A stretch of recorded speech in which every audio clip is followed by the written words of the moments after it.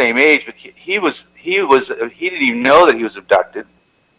Although he came up missing for about a day out in, he was living out there, and he came up missing, and it's been the same thing for a lot of people where they get these missing times. And he was missing for a whole day, and they literally brought the whole Marines and big search parties. Couldn't find him, and then he just shows back up at his house. And he didn't figure out till much later in life that actually he was abducted out there. So it's really kind of funny. Of course, I don't know how I got in contact. Like so many people, I don't even understand how I get in contact with him.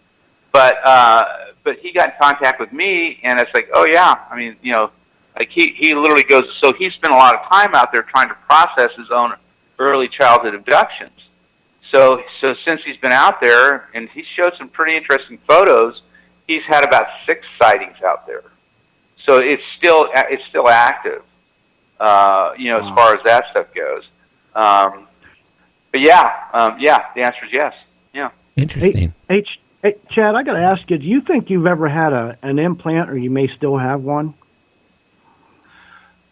I think I did. I've never had an X-ray, looking at, but I think I did. Just because I just believe I did. I mean, when you ask, but I don't have any proof, and I've never had any X-rays like in the back of my ear or anything like that. I never had any reason to, but I thought I actually had one. Because some of the experiences I've had over the years, there was something going on there. I didn't know, but yeah, I thought I did, but I have no proof. And literally, I mean, they're these small little chips, implants that they've actually found in people who've been abducted. So that exists. So. Well, I do believe, because I have had Timothy Cullen on my show probably about 4 or 5 times.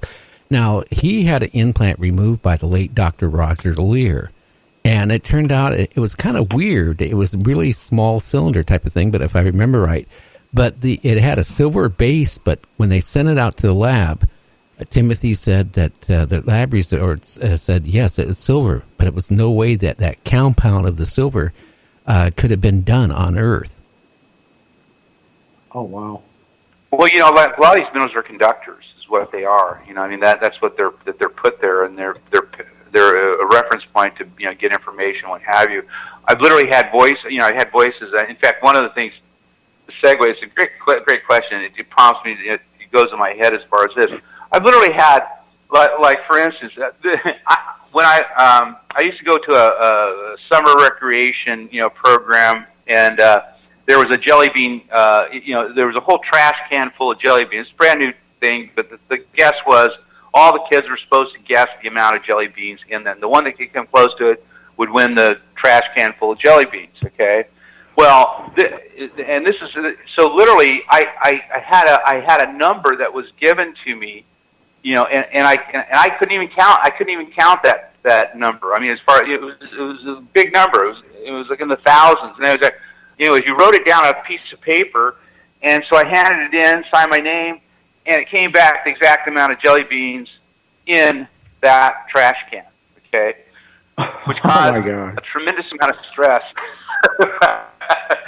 Because the director was convinced that this other girl, one of the helper girls, had actually given me the number, and so I was being interrogated for winning the jelly bean counting contest. But I got the number in my head, and that is almost telepathic. So that's why I've thought about it. I thought, well, where do I get this? Am I getting this naturally?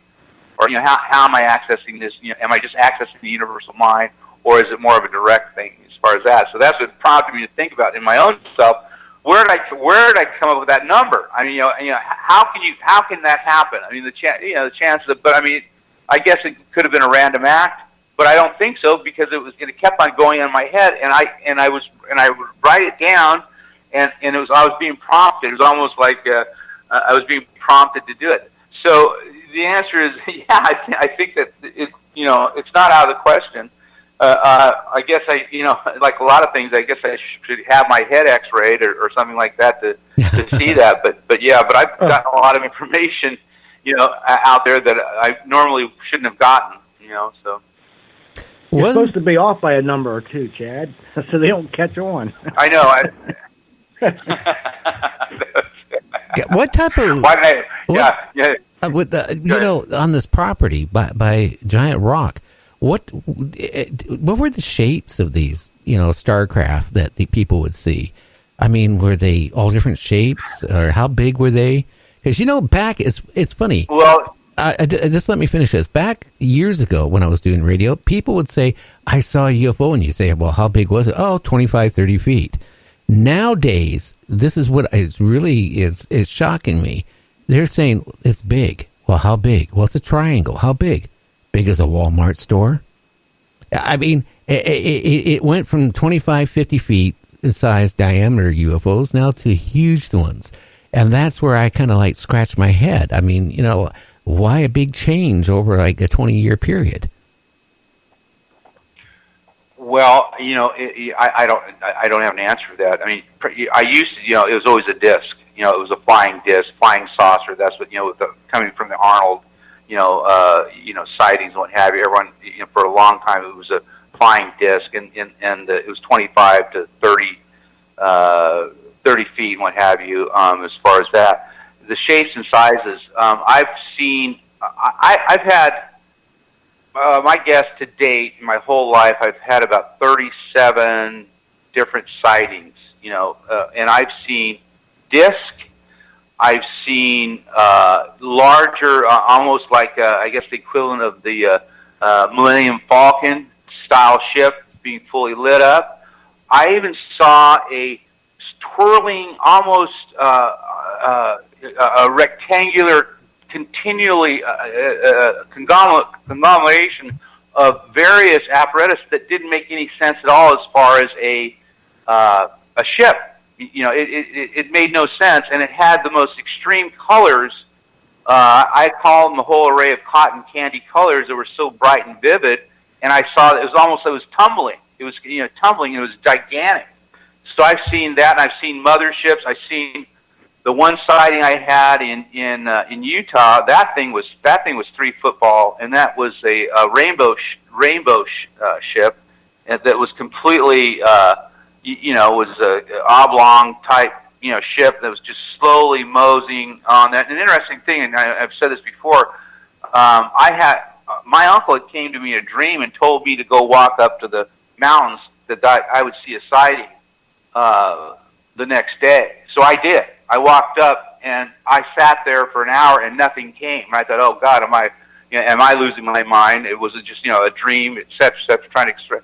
So I walked down the mountain, and right when I got to the base, all of a sudden there, and lo and behold, was this gigantic ship, and it had the rainbow colors completely around it, and it was slowly moving, and it was an amazing sight because it was during the day. And so I said, oh my God, what was that? And I went to one of the books that my uncle had written, When Stars Look Down, and he talks about the rainbow people and the rainbow ships, and he described the ship to a T as far as that. Now, as another footnote to this whole thing, and I remember his name. His name was Dick Norris. He was an announcer for a CBS affiliate in Salt Lake. And he had come on. This is the other, and this is what you talk about getting pissed off or maddening. He comes on. He says there were quite a few call-ins about this gigantic UFO. Well, scientists explain that sometimes rainbows do that, and that they basically travel along. And I thought, that's a bunch of crap. Rainbows go from one point to another, and they don't go to Idaho. No, Really? I mean, they don't mosey on to Idaho, and I'm thinking, I think who does this? And that was my whole life has kind of been one of infuriation as far as that. I think, who actually tries to explain things like this in this scientific term when they really don't know what they're talking about, but they're telling. Then they come up with this thing that, well, rainbows sometimes they look like spaceships and they float down the. They don't do that. No, they don't. Yeah. At any rate, so I've seen a whole, yeah. So in answer to your question, Gary, I've seen a whole bunch of them, and a whole bunch of different ones, and different styles and shapes. The night sightings are more difficult because really what I'm looking at is speed variations, and and sometimes they're close. I've had them literally come over my car telepathically. I had one incident where I was it was 4 o'clock in the morning. I was picking up my in-laws. I was in Mexico, picking up my in-laws in San Diego in the morning, so I had to get up early. So I get up there, and there was one that was over the town of Ensenada, and I saw that thing, and it was pulsating and staying there, and I kept on looking at it, and this may sound absolutely maddening, but telepathically that thing was communicating with me, and it came directly towards me and over my car, and I stopped and stuck my head out the window, and I looked at it, and then it just stayed there for about 10 seconds, and then it just disappeared.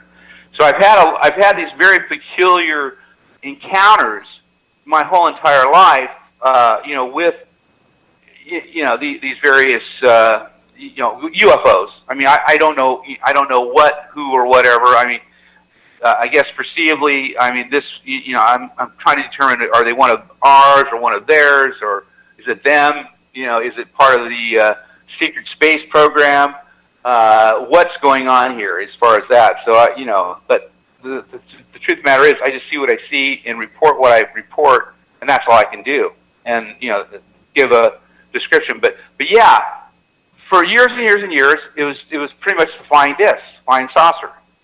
And I don't know whether, and here's one explanation, maybe that was the time where these flying saucers or whatever entities were visiting came in these various, discs, but literally there are as many size, shapes, gyrations of ships than you could ever imagine. I've never actually physically seen a UFO, but back in the early 70s with my first wife, coming back from North Carolina, we were in New Mexico in the desert, and it had an outrageous speed limit. And I thought I was getting busted by a police helicopter, because all of a sudden, all around the road, inside the car, it all got really intense bright where it was killing my eyes. So I pull off the side of the road, and I get out of the car, and this light is so bright, way brighter than daylight. But I didn't hear a helicopter. And I was in the military. I know what helicopters sound like, believe me. So there was no helicopter sound. There was no sound in the desert. It was totally quiet. And then, poof, it was gone that fast. I don't know if it was a UFO. It certainly wasn't a helicopter, but whatever it was, it scared me. And, it just makes me wonder all those, years ago, what was there. And, Peter Davenport has been on my show several times. He runs the UFO Reporting Center. And, that's one of his first encounters he had was, bright light and that. And he said he gets a lot of reports from people like seeing stuff like that. Yeah, I think, obviously, I believe we have the technology. I believe that, I believe there is a secret space program. I think that's been going on for some time. I believe that we do have, I think we have re-engineered some of these Roswell type, as far as I believe that we have the technology. I believe it exists. I don't think but I don't think it's in such an advancement where there's, where they've actually got, I think it's nascent. It's just now culminating right now. I think we have the information. I think now they're starting to try to figure it out. But as far as them, so what that leads me to believe is that these entities like your experience, and especially back in the day, these things are from other places. Now, again, I mean, the mathematics as far as all these civilizations and what have you that live, I mean, it's mathematically impossible not to have other planets that are habited with, and probably more advanced intelligence than we are, because, as far as our limitations, as far as what we have and where we're coming from. Well, Chad. So I believe that you've had that was a UFO. That was from another place. Yeah. We're going to go on our last break, and then we'll talk a little bit more about this.